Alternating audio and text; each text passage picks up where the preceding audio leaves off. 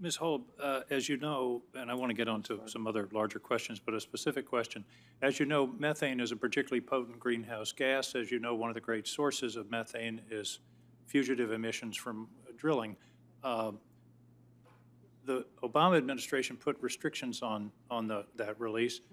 The Trump administration issued a rule to essentially lift those restrictions.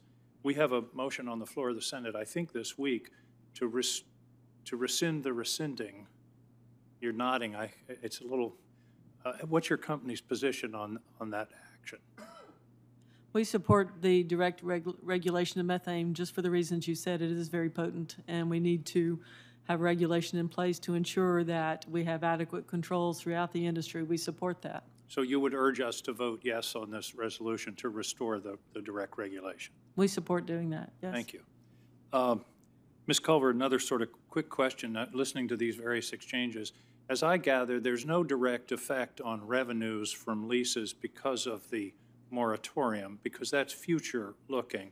Right now, there are leases that haven't even been begun to be developed in the queue, if you will, in the industry queue.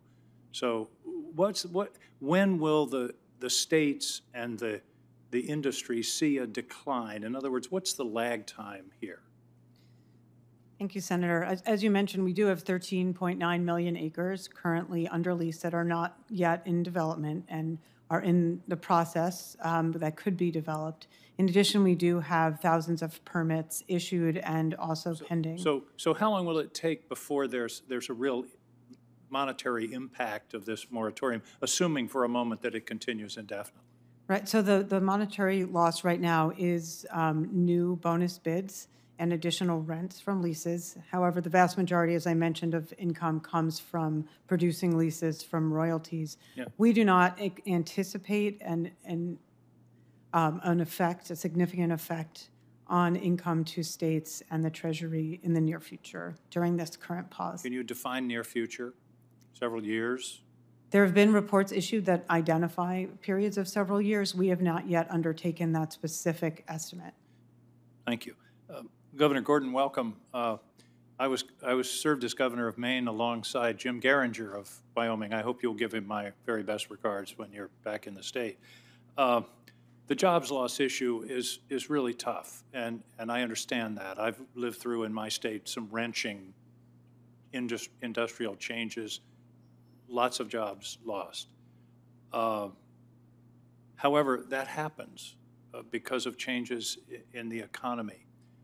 Shouldn't we be talking more about how to reskill and reemploy those jobs rather than trying to change the direction of where the economy is headed? An example is coal. Coal has largely gone into a serious decline because of natural gas and the replacement of coal plants with natural gas plants. Talk to me about, and I really understand what you're talking about. Those are good high-wage jobs, but the economy changes. We had good high-wage jobs in Maine doing a lot of other things 50 years ago. We don't have them anymore. Well, thank you. Thank you, Mr. Chairman, Ranking Member Barrasso, and Senator King. My mother grew up in Kennebunk when it was a shoe factory place. And there were 30,000 jobs in shoes in 1970 in Maine. Now there may be 1,000. Absolutely correct. In Wyoming, we in fact have stepped up. I recently announced a new initiative which will tie the university to our community colleges so that many of our workers can upskill and get more certifications and more opportunities. All of these industries are evolving, and we want to make sure that our workforce has the ability to meet that. When we're talking about, quote, transitioning from coal to renewables, and this is something Governor Lujan Grisham and I... The major transition was from coal to natural gas. Your state benefited from that, and this guy's state didn't benefit. Well, thank you, Senator. What I would say is no matter what you do in energy, somehow you're going to do it in Wyoming. And so for us, we want to make sure we have a nimble workforce that can meet those needs. But what I will say that is important is that the pay for those jobs changes. There is not a one-for-one opportunity for jobs. This is something that Michelle Lujan Grisham, governor of New Mexico, and I have talked extensively about.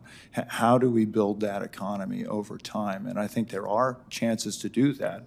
Doing something as extraordinarily draconian as we are with the policies of this administration doesn't give us time to evolve. I think that time is an important point, and orientation toward transition is important as well. Thank you very much, Governor. I appreciate your making the trip. Thank all of you for joining us today. Thank you, Mr. Chairman. Thank you, Senator. Senator Hope.